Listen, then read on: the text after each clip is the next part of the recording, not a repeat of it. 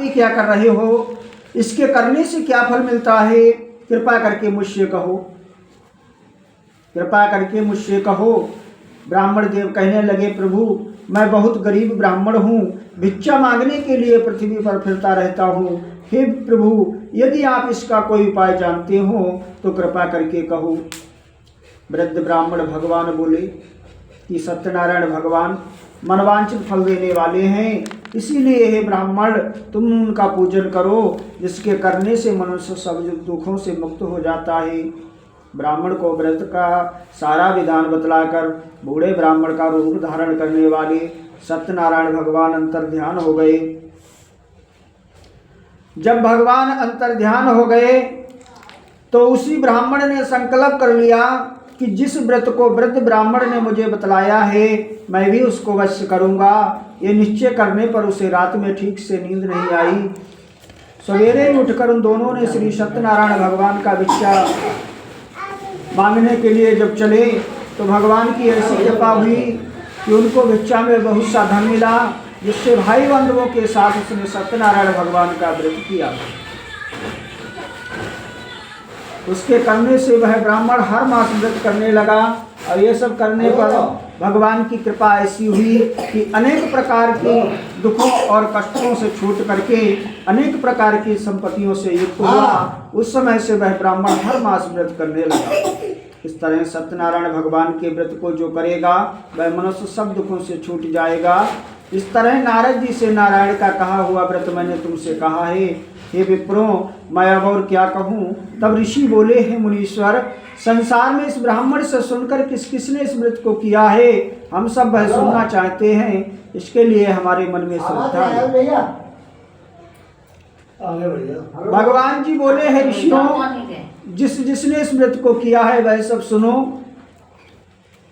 जिसने इस व्रत को किया है वह सब सुनो। एक समय एक ब्राह्मण धन और ऐश्वर्य के अनुसार भाई बांधवों के साथ व्रत करने को तैयार हुआ।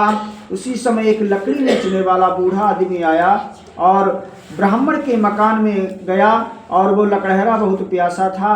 प्यास के कारण ब्राह्मण देव के मकान में चला गया और जब मकान में पहुंचा तो उसने देखा कि ब्राह्मण देव पूजन कर रहे हैं और ये पूजन देख करके लकड़हरा नमस्कार कर कहने लगा, प्रभु आप ये क्या कर रहे हो, इसके करने से क्या फल मिलता है, कृपा करके मुझसे कहो। ब्राह्मण ने कहा कि सब मनोकामनाओं को पूरा करने वाला सत्यनारायण भगवान का व्रत है। इनकी कृपा से मेरे यहाँ धन की वृद्धि हुई है। ब्राह्मण से इस व्रत के बारे में जानकर लकड़हरा बहुत प्रसन्न हुआ। चरणामृत लेकर प्रसाद खाने के बाद अपने घर को चला और अपने मन में संकल्प कर लिया कि आज लकड़ी बेचने से जो भी धन मिलेगा उससे मैं भी श्री सत्यनारायण भगवान का उत्तम व्रत को करूँगा। ये मन में विचार कर वह बूढ़ा आदमी लकड़ियां अपने सिर पर रखकर जिस नगर में धनवान लोग रहते थे ऐसे ही सुंदर नगर में गया। उसको उस रोज उन लकड़ियों का दाम पहले से चौगुना मिला। तब वह बूढ़ा लकड़हरा दाम ले और अति प्रसन्न होकर पके केले की फली, शक्कर, घी, दही, गेहूं का आटा इत्यादि सत्यनारायण भगवान की कुल सामग्रियों को लेकर अपने घर को गया और अपने घर पर जाकर के भाइयों को बुलाया और विधि के साथ भगवान जी का पूजन किया और व्रत किया। और उस व्रत के प्रभाव से वह बूढ़ा लकड़हरा धन पुत्र आदि से युक्त हुआ और संसार के समस्त सुख भोग कर वैकुंठ को चला गया। इति श्री रक्तपाणि रेवाखंडे दूसरो अध्याय शुरू समाप्त। बोले सत्यनारायण भगवान की। इसे जला लो, धुआं नहीं, कपूर डाल दो थोड़ा।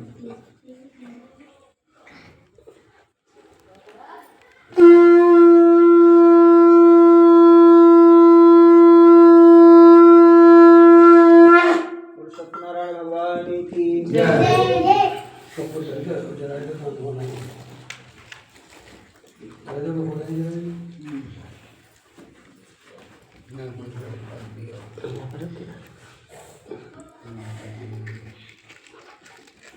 भगवान जी बोले, है ऋषियों, अब मैं आगे की कथा कहता हूँ, सुनो। पहले समय में एक उल्कामुख नाम का बुद्धिमान राजा था। वह शक्तिवता जितेंद्रिय था। प्रतिदिन देव स्थानों पर जाता था और गरीबों को धन देकर उनके कष्ट दूर करता था। उसकी पत्नी कमल के समान मुख वाली और सती सावित्री थी। भद्रशिला नदी के तट पर उन दोनों ने श्री सत्यनारायण भगवान का व्रत किया। उस समय वहां पर एक साधु वैश्य आया। उसके पास व्यापार के लिए बहुत सा धन था। वो नाव को किनारे पर ठहराकर राजा के पास आ गया और राजा को व्रत करते हुए देखकर विनय के साथ पूछने लगा कि हे प्रभु, आप भक्ति युक्त चित्त से आप ये क्या कर रहे हो? मेरी सुनने की इच्छा है, सो आप ही मुझे बताएं। राजा बोला, हे साधु, मैं अपने भाई बंधुओं के साथ पुत्र की प्राप्ति के लिए महाशक्तिवान सत्यनारायण भगवान का व्रत व पूजन किया जा रहा है। राजा के वचन सुनकर साधु आदर से बोला, हे राजन, मुझसे इसका विधान कहो, मैं भी आपके कथा अनुसार इस व्रत को करूँगा। मेरे भी कोई संतान नहीं है और इससे निश्चय ही संतान होगी। राजा से सब विधान सुनकर व्यापार से खाली होकर आनंद के साथ जब घर गया, जब वह घर में पहुंचा तो अपनी स्त्री को समाचार सुनाया और कहा कि जब मेरे संतान होगी तब मैं भी इस व्रत को करूंगा। साधु ने ऐसे वचन अपनी स्त्री लीलावती से कही। एक दिन उसकी स्त्री लीलावती पति के साथ आनंदित और संसारिक धर्म में विव्रत होकर सत्यनारायण भगवान की कृपा से गर्भवती हो गई तथा 10वें महीने में उसने एक सुंदर कन्या को जन्म दिया।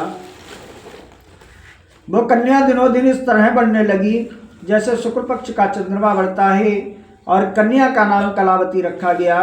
तब लीलावती ने मीठे शब्दों में अपने पति से कहा कि हे स्वामी, आपने जो संकल्प किया था उसको करिए।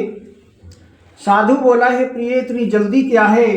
बेटी के विवाह पर इस व्रत को अवश्य करूँगा।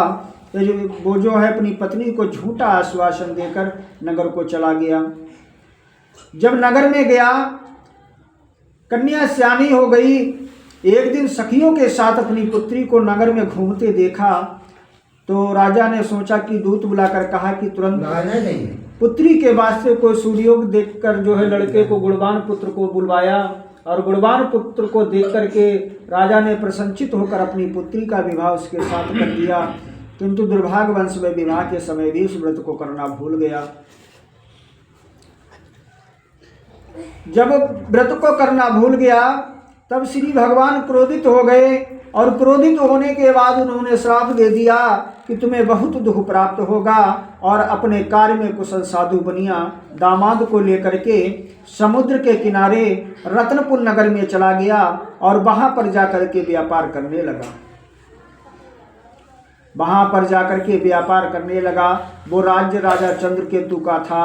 राजा चंद्रकेतु के राज्य में व्यापार जब करने लगा तो भगवान की ऐसी माया हुई कि एक दिन राजा चंद्रकेतु के राज्य से कोई चोर चोरी करके भाग रहा था। चोरी करके भाग रहा था। राजा के दूत भी चोरों के पीछे भाग रहे थे, और चोर भागते भागते वहीं पर पहुंच गए जहां पर वो ससुर और दामाद ठहरे हुए थे। जब दूतों ने वहां पर देखा कि ये दोनों व्यापारी हैं, लेकिन राजा के धन को रखा देखा, चोरों ने घबराकर भागते हुए राजा के धन को चुपचाप वहीं पर रख दिया जहां पर वो ससुर जवान जो ठहरे हुए थे। राजा के धन को वहीं चुपचाप रख दिया और गायब हो गए। और जब दूत पहुंचे तो महाराज के धन को रखा देखा। उन्हीं ने उन्हीं दोनों को चोर समझ लिया और उन्हीं दोनों को बांध लिया, और बांध करके जाकर के महाराज के दरबार में गए। बोले, महाराज, हम 2 चोर पकड़ कर लाए हैं, आप देखकर आज्ञा दो। तो राजा की आज्ञा से उनको कठोर कारावास में डाल दिया गया और उनका सब धन छीन लिया गया। सत्यनारायण भगवान के श्राप द्वारा उनकी पत्नी भी घर पर बहुत दुखी हुई। घर पर जो धन रखा था सो चोर चुरा कर ले गए। शारीरिक व मानसिक पीड़ा तथा भूख प्यास से अति दुखित हो अन्न की चिंता में कलावती एक ब्राह्मण के घर में गई। वहां पर उसने देखा, भगवान सत्यनारायण का व्रत होते देखा। फिर कथा सुनी, प्रसाद ग्रहण किया और रात को घर आई। माता बोली, है बेटी, अब तक तू कहाँ रही? तेरे मन में क्या है? कलावती बोली, है माता, मैंने एक ब्राह्मण के घर में श्री सत्यनारायण भगवान का व्रत होते देखा।